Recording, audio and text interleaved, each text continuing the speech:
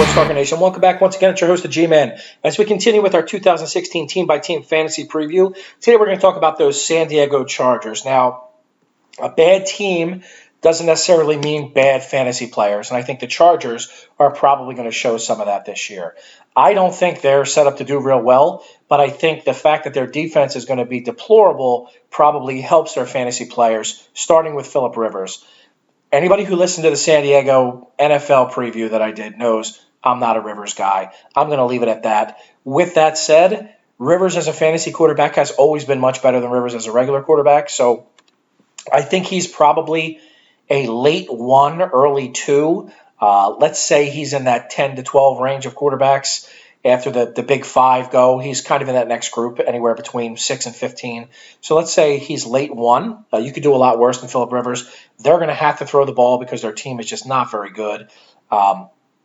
Melvin Gordon is a guy I actually do like from a talent perspective, but I think he's on a rough team because their offensive line is not very good. They do fall behind in games, and Danny Woodhead steals almost all of the receptions in the passing game. So Melvin Gordon is limited. From a talent perspective, I consider him almost a number 1. From a production perspective, you're much better leaving him as a real late number 2, early number 3. I just don't think he's going to get the opportunities. Even though he was a touchdown guy at Wisconsin, he's not an overly big guy who runs overly hard. So if they get down on the goal line, I think they're going to look to throw the ball. Danny Woodhead in a PPR, anybody who plays in a PPR well knows that Danny Woodhead is a guy who's going to help your team, not just as a sub, but as a viable number 2 option.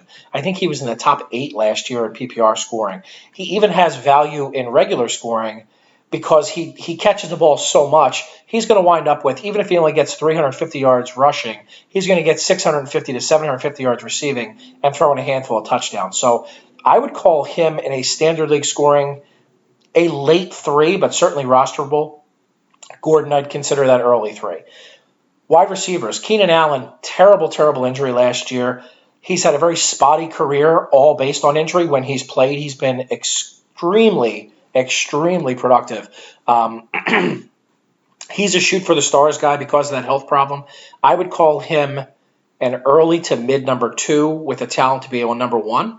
Travis Benjamin is more your home run hitter. He's a number 4 receiver, I think. Not because of a lack of talent. He actually showed a lot last year in Cleveland, but because I just don't think they're going to throw him. They're not going to treat him that way. He's going to be their Malcolm Floyd that goes deep. Only other receiver they have of note is Dontrell Inman. Avoid. He's not even a lottery ticket. And then there's the ageless Antonio Gates. People write him off every year, and he doesn't play every down, but when he's in the game, Rivers absolutely looks to throw him the ball. I still think he has value. He's probably a number 2 tight end at this point, but you could do a hell of a lot worse than Antonio Gates as your early number 2 to fill in on buys and even play matchups. If you think the Chargers are going to get their asses kicked, then he's a guy to plug in there because he's going to get his targets. Defensively, one word, avoid. No reason to take the Chargers defense, not even as a bye week replacement if you don't have to, because they're going to get shellacked by teams that are going to put up a lot of points against them, and they just don't turn the ball over. So, again, there are some options on San Diego, despite the fact that I think they're not going to be a great team. With your 2016 team-by-team fantasy preview of the San Diego Chargers, I'm your host, the G-Man, and I am out.